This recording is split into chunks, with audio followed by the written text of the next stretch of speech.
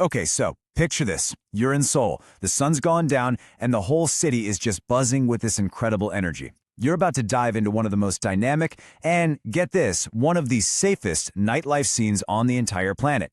But where do you even start? Well, think of this as your personal guide to conquering your first Korean night out and doing it just like a local. First things first, you've got to understand the core concept, Bul-geum. It literally translates to Burning Friday. And trust me, it's way more intense than just saying TJIF. This is a full-on weekly cultural ritual. The whole point is to basically incinerate the stress from your work week and just launch yourself into some high-energy social connection.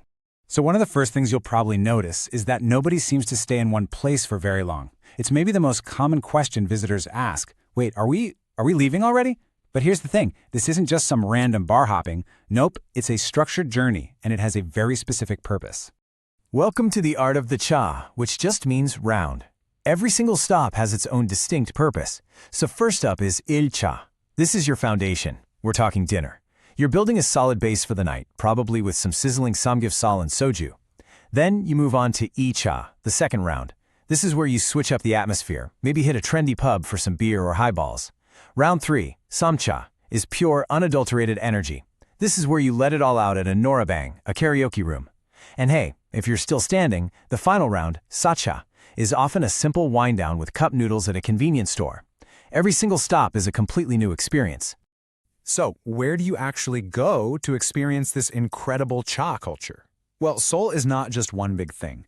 Different neighborhoods have completely different flavors of nightlife, and finding the right one for you is really the key to a perfect night out.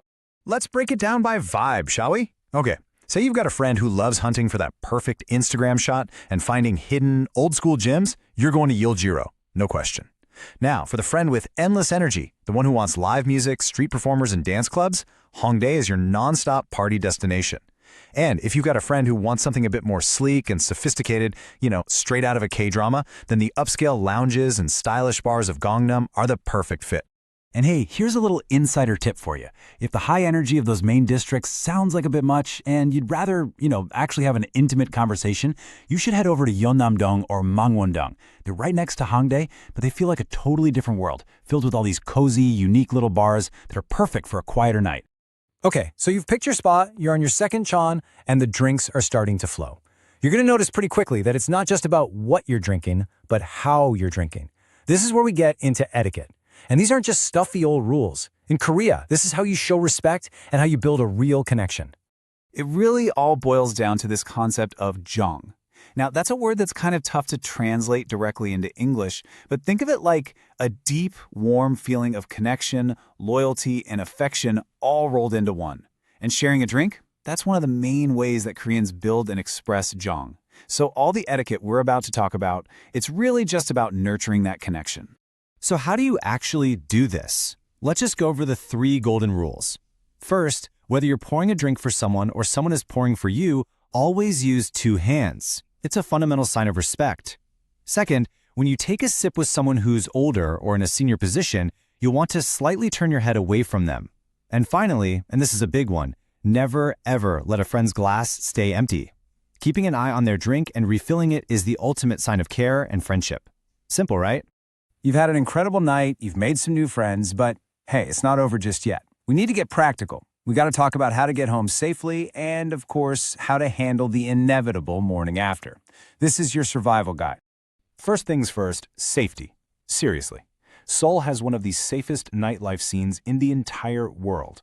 It's so safe that it's completely normal for people to just leave their phones and wallets right there on the table when they get up to use the restroom.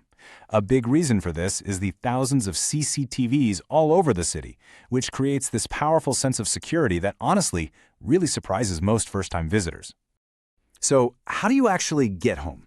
After midnight, your 2 new best friends are going to be the Kakao T app and the Owl Bus. Kakao T is the must-have ride-hailing app. Here's a pro tip. If a standard taxi isn't showing up, try the Blue or Mobum options. Yeah, they cost a little more, but they're much easier to catch when it's super busy. Your other option is the Owl Bus system. Just look for the buses with an N on them. It's a fantastic, budget-friendly choice that covers major routes all night long. Okay, listen up, because this is a pro tip that will make you feel like an absolute genius the next morning. Before you even have your first sip of soju, pop into any convenience store. Look for the refrigerated section with all these little bottles. They are hangover prevention drinks. Grab one, drink it before you start your night, and I'm telling you, your future self is going to be very, very grateful. And that brings us to the final and maybe the most important cultural ritual of them all. Haejong. This is the art of curing a hangover. It's not just some afterthought, it's an essential part of the whole drinking experience, and it's almost always done with a delicious, hot, restorative meal. So what should be in your morning after toolkit? Well, your number one choice is haejanguk, which literally means hangover soup. This stuff is magic. It's a hot, savory, often spicy soup that is specifically designed to make you feel human again. You can also just head back to the convenience store for another round of drinks and pills made for the morning after. And of course, the most important thing, rehydrate. Water is your absolute best friend. All right, let's just do a quick recap with a final survival checklist. Number 1, make sure your phone is fully charged, and seriously, bring a power bank. 2, have the Kakao T app already installed with your payment info saved. 3, keep your hotel address written down or screenshotted in Korean for the taxi drivers. And finally, have a rough idea of which owl bus runs near your place. If you do these 4 things, you are absolutely set for a great night. And that's it.